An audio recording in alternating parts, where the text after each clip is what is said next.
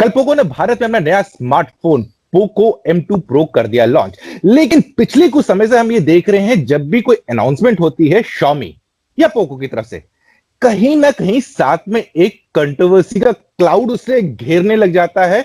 और फिर लोग उस पे बहुत सारे कमेंट्स करते हैं, लोगों की प्रतिक्रिया होती है सोशल मीडिया पे, कंज्यूमर्स की भी होती है कि नहीं, इसके बारे में तो इमीडिएटली नहीं पता लगेगा, वो तो पता लगेगा जब सेल्स के नंबर आएंगे। लेकिन क्या है ये कंट्रोवर्सी जो पोको के साथ जुड़ी हुई है, आज के इस वीडियो में हम इसी चीज से बात करेंगे।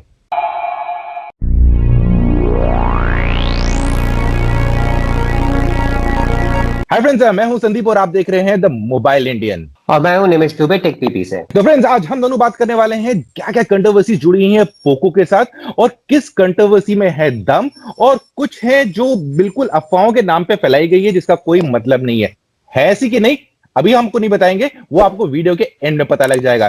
तो सबसे पहले बात कर लेते हैं, कल पोको ने अपना नया स्मार्टफोन लॉन्च कर दिया। तो निमेश, आपको क्या लगता है, क्या फोन में कुछ ऐसी चीजें हैं जो कंज्यूमर्स को अपनी तरफ उसको आकर्षित करेंगी? देखिए संदीप, अगर देखा जाए एक तरीके से तो ये Redmi Note 9 Pro का कुंभ मेले में बिछड़ा हुआ भाई है, दूसरे कलरिंग में। ठीक है, थोड़ी कलर बदलती है लेकिन स्पेक्स वही है। आपका 6.67 इंच फुल एचडी डिस्प्ले है, आपका वो पंच होल कैमरा है सेंटर में, आपके पीछे वही सिमिलर वैसा क्वाड कैमरा अरेंजमेंट है। वो लोग कह रहे हैं कैमरा, मेन कैमरा 48 मेगापिक्सल वाला थोड़ा अलग है। प्रोसेसर वही है आपका 720G स्नैपड्रैगन, तो दोनों में सिमिलैरिटी काफी है। और अगर आपको Redmi Note 9 Pro पसंद आया, और ज्यादातर लोगों को पसंद आया, बेस्ट सेलर है Redmi Note 9 सीरीज, तो लोग कहते हैं देश में सबसे ज्यादा बिकने वाली फोन सीरीज में से एक है। तो अगर वैसा ही आपको एक और फोन मिल जाए तो फोन में तो आकर्षित करने वाली चीजें काफी हैं। तो इसे कहा जाए एक नया फार्मूला है, नया पैकेज, पुराना फार्मूला है नए पैकेज में, क्षमा करिए। जी हाँ, पुरानी शराब नई बोतल में। तो निमिष, यहाँ पर अब एक मूवी की लैंग्वेज में अगर बात करें, मूवी में जैसे मेन हीरोज होते हैं, तो एक हीरो हम ले लेते हैं Xiaomi, एक दूसरा हीरो ले लेते हैं हम Realme, और तीसरा हीरो ले लेते हैं, नहीं हीरो नहीं लेते हैं, इसको सपोर्टिंग एक्टर में लेते हैं, वो है पोको। पोको के अलावा दो और सपोर्टिंग एक्टर हैं, उनका भी नाम ले लेते हैं, फ्लिपकार्ट और Amazon। अब इन सब के देखते हैं इनसे क्या मिली भगत में मूवी बनती है। तो मूवी का टाइटल ये है, क्या पोको को अपना नया फोन लॉन्च करना चाहिए था जब Redmi Note 9 Pro है? आपको क्या लगता है? सुनील, ये तो काफी काफी रोचक चीज है, क्योंकि जब आमतौर पर अभी आप देखिए, पोको ने अभी तक दो डिवाइस लॉन्च की थी, F1 लॉन्च की थी और X2 लॉन्च की थी। और ये चाहे X2, कई लोगों ने कहा था कि रेडमी का एक चाइनीज फोन है, उसकी रीब्रांडिंग थी, लेकिन वो चाइना में लॉन्च हुआ था। भारत में पोको X2 जैसा कोई फोन था ही नहीं। सो F1 काफी इनोवेटिव था, X2 भी भारतीय मार्केट के अनुसार काफी इनोवेटिव था, अलग सा फोन था। ये पहली बार है कि जैसे पोको से एक फोन आया है जो एकदम रेडमी के फोन जैसा है, जो कि भारत में है, और वो भी उतना पुराना नहीं है। Redmi Note 9 Pro अगर आप देखिए तो फरवरी मार्च में ही आया था, और तो कल ही पुराना सेल पे भी गया था, कल दोबारा वो सेल पे गया था फोन Redmi। हाँ, तो ये थोड़ा अचरज की बात है।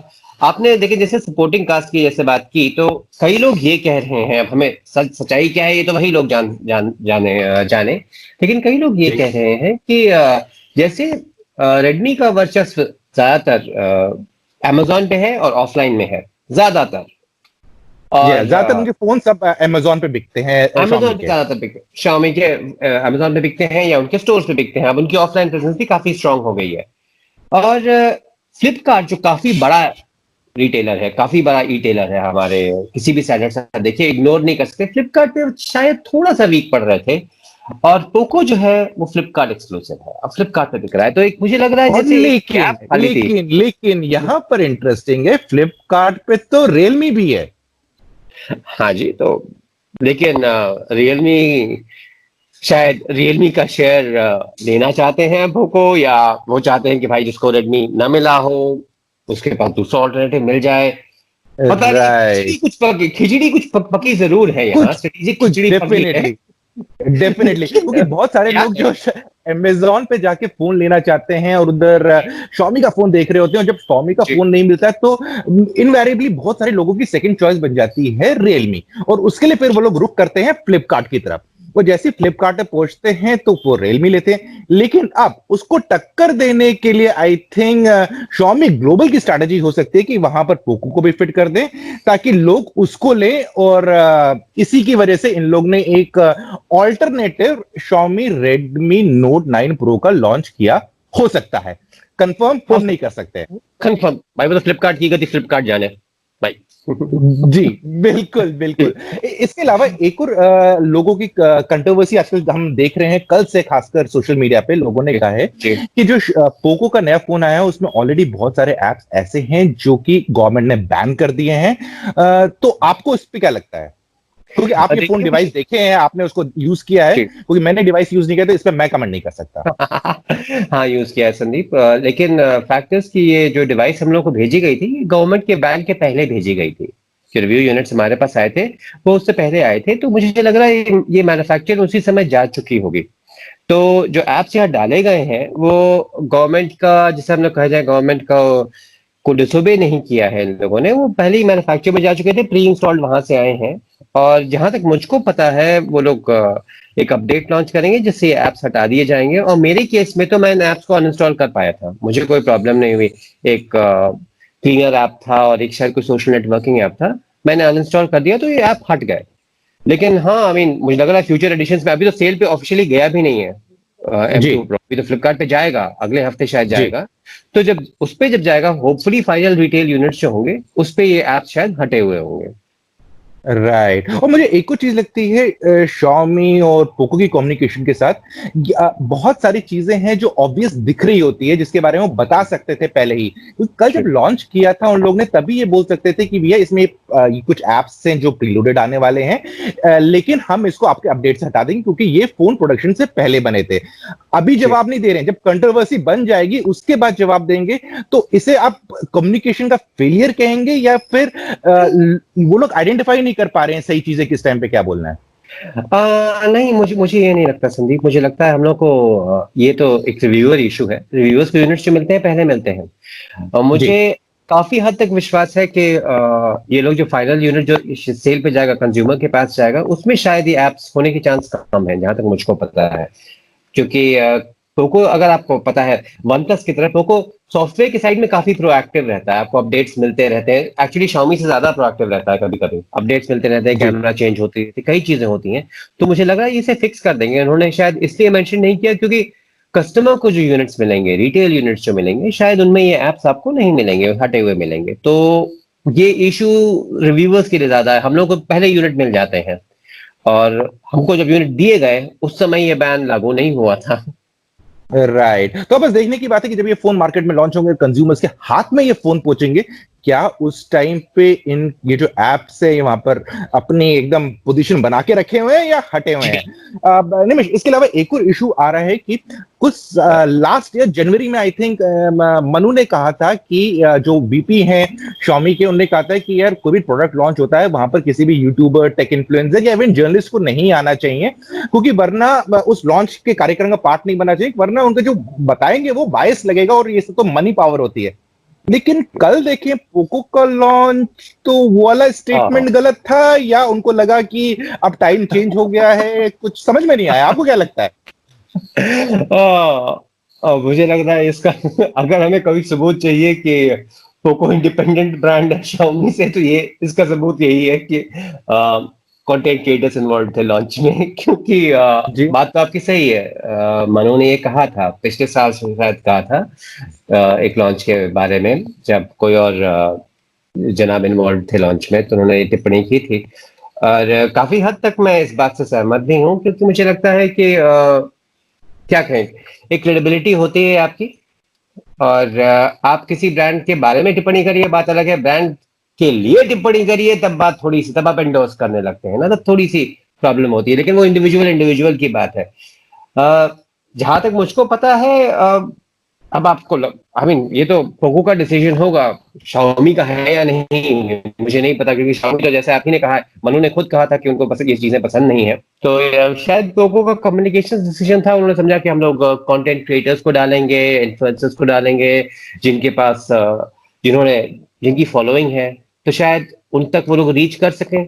तो मुझे मुझे पता नहीं ये बात बनी या ना बनी, आपको क्या लगता है? आपने भी लॉन्च लॉन्च तो आपने भी देखा था और आपका काफी अनुभव है, आपको कैसा लगा था? मैंने लॉन्च थोड़ी देर देखा और उसके बाद मुझे ये लगा कि ओए। जब भी प्रेस रिलीजेस भेजते हैं ब्रांड्स किसी भी अनाउंसमेंट की, वो ज्यादा जी। बेटर है पढ़ना इस वजह की कि मैं लॉन्चेस देखता रहा हूं, क्योंकि आप मुझे स्पेसिफिकली अगर लॉन्च के टाइम में आप ये बताते, इस चीज से फोकस करते कि आप मेक इन इंडिया के लोग कर रहे हैं, ये इसका रोड मैप क्या है, ये मत बताइए कि मेक इन इंडिया फोन है, ये बताइए रोड मैप क्या है, क्योंकि आप खुद तो फोन बनाते नहीं है, आपके फोन फॉक्सकॉन बनाते हैं, तो आप फॉक्सकॉन से क्या क्या कर रहे हैं, क्योंकि डेफिनेटली फैब तो इंडिया में अभी नहीं आ सकता, तो मल्टी बिलियन डॉलर इन्वेस्टमेंट चाहिए, but what's about the other ecosystem, कि आप उनको, आपको क्या लग रहा है कि डिस्प्ले कब तक आ सकता है, सेल मैन्युफैक्चरिंग में क्या आप योगदान कर रहे हैं, तो आप किस लेवल पे बात कर रहे हैं, ये बात कर ले, वो सब बातें करते तो मजा आता, क्योंकि डिवाइस में तो ऐसा कुछ बात करने लायक था नहीं, क्योंकि नोट 9 प्रो का तो रिव्यू भी कर चुके हैं, देख भी चुके थे, तो अगर इस चीज में बात करते तो मेरे ख्याल से ज्यादा बेटर रहता। हाँ, लेकिन दूसरी चीज, एक और चीज संदीप, जो बात उठी है कि दो प्रोडक्ट्स आपने लॉन्च किए जो एग्जैक्टली दूसरे की तरह कॉपी किए गए हैं, तो आपको क्या ये इश्यू लगता है? क्योंकि कुछ लोग कहते हैं कि देखिए आपने दूसरी की डिजाइन कॉपी की है, ये एथिकल चीज नहीं है, आप लोग इनोवेट नहीं कर सकते, और कुछ लोग कहते हैं अरे जनाब कौन सी नई बात कर रहे हैं, तो कब से होता रहा है, कंज्यूमर को फर्क नहीं पड़ रहा है, आप हीरो क्यों बन रहे हैं? आपका क्या मानना है इसमें?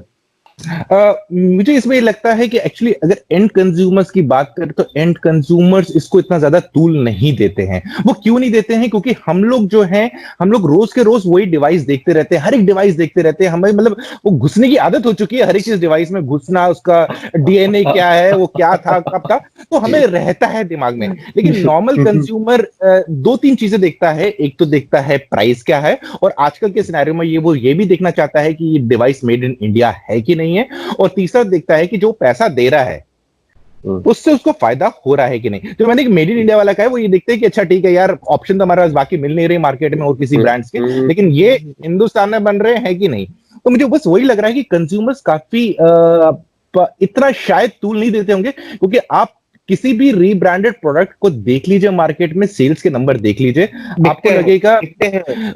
और ये खाली इसे क्या कहते हैं, आपका स्मार्टफोन से तक लिमिटेड नहीं है। रिवोल्ट बाइक, रिवोल्ट जो माइक्रोमैक्स के को फाउंडर राहुल शर्मा ने बाइक लॉन्च की थी रिवोल्ट, उस पर भी कहा जा रहा था कि वो एक रीब्रांडेड बाइक है, उसके सेल्स नंबर देख लीजिए, लोग उसके भी दीवाने हैं। तो यानी कि बस वो सोशल मीडिया पे जो गर्मा गर्मी दिखती है रीब्रांडिंग के चक्कर पे, वो शायद ग्राउंड में रिफ्लेक्ट नहीं कर रही है। आपको क्या लगता है? हो सकता है, हो सकता है। और दूसरी चीज ये है कि एक चीज होती है ना, जैसे एप्पल ने बहुत सही तरह से कहा था, कंज्यूमर एक्सपीरियंस नाम की चीज। तो जब तक लोगों को एक अनुभव अच्छा मिल रहा है, अब हम टेक से आगे भी चले जाएं तो हमारी कई पिक्चरें, हिंदी फिल्में हैं जो हॉलीवुड फिल्मों से की तरह लगती हैं, काफी सिमिलर होती हैं, उनसे सीन उठाए गए हैं, एक्शन सीक्वेंस उठाए गए हैं, गाने, उन गानों की ट्यून उठाई गई है। उसे सुनते वक्त जो एक्सपर्ट होते हैं, जैसे आप जैसे लोग हैं, क्योंकि उनको अनुभव है, वो लोग कहेंगे अरे ये क्या गड़बड़ है, आपने कॉपी किया है, ये तो ठीक नहीं है। लेकिन आम जनता है, वो तो गाना सुन के मस्त है, वो पिक्चर देख के खुश है, उसे फर्क नहीं पड़ता उसने कॉपी किया है नहीं, मुझे पिक्चर दिख गई, मैं खुश हूं। तो ये सोचना थोड़ा शायद ठीक है, क्रिटिकल साइड से शायद, एथिकल साइड से शायद ठीक नहीं है। अगर आप चाहें तो बेस्ट चीज तो यही होगी, सब लोग अपनी चीजें खुद बनाए, अलग अलग चीजें, तरह तरह की चीजें बनाए। लेकिन अब हाँ, अगर कंज्यूमर को प्रॉब्लम नहीं है तो मुझे नहीं लगता ब्रांड पे कोई प्रेशर पड़ेगा कभी, क्योंकि ब्रांड तो कंज्यूमर की बात सुनेगा।